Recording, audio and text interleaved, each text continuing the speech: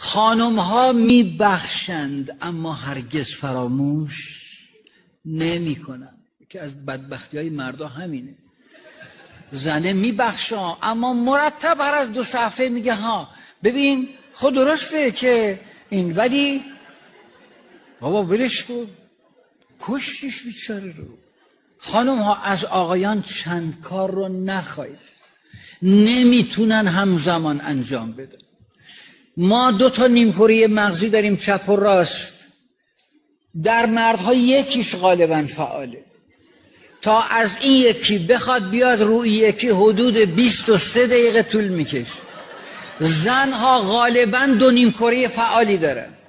به همین خاطر یک زن همینطور که داره با تلفن حرف میزنه پیاز پوست میکنه، جرأت داری برو کانال تلویزیون پشت سرش بس، برمیگرده چشم